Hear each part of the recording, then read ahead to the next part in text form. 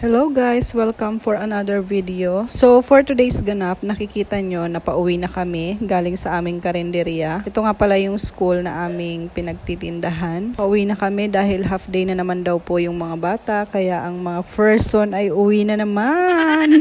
Pero this time, hindi yung kagaya kahapon na nakapagluto na kami ng aming lahat ng paninda. Ngayon nga ay hindi na nga namin naibaba yung lahat ng aming mga karga dahil pinatanong ko muna sa aking kasama kung may pasok nga talaga kasi parang wala yung mga kasama naming nagtitinda. Kaya ayun, tinanong nga niya dun sa kabila at yun na nga, meron ngang pasok pero half day lang yung mga bata.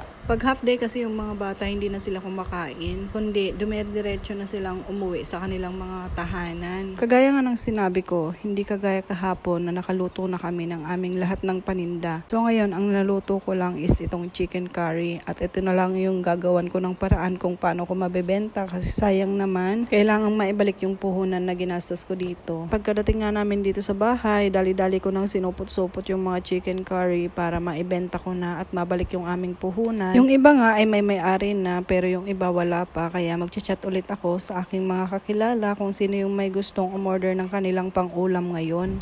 At sa awa ng Diyos, naibenta ko naman lahat ng aking mga sinupot na chicken curry at naibalik nga yung aking puhunan. Sa kabila nga ng mga challenges na mga kinakaharap po sa araw-araw ng aking pagtitinda, nagpapasalamat ako sa Panginoon dahil binibigyan niya pa rin ako ng lakas at binibigyan niya ako ng mga tao na tumutulong sa akin at nararamdaman din yung aking mga pagsisikap. Hindi kasi madali yung pagtitinda, lalo na kung food industry dahil nga nasisira siya. Hindi kagaya ng mga damit, yung mga sari-sari store na hindi nasisira. Pag kasi food industry, talagang maraming mga masisira. Kaya kailangan mong dumiskarte para mabenta ito agad-agad. So totoo nga yung mga sinasabi nila na minsan sa negosyo, may time na may kita, may time na tabla lang, may time na wala namang benta or wala namang kita.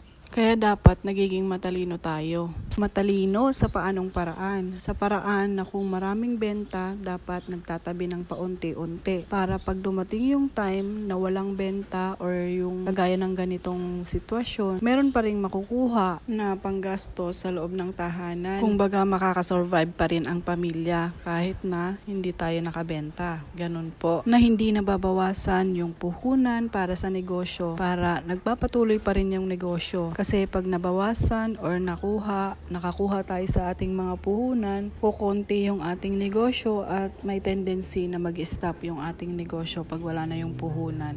So ayan, kain tayo mga mawe.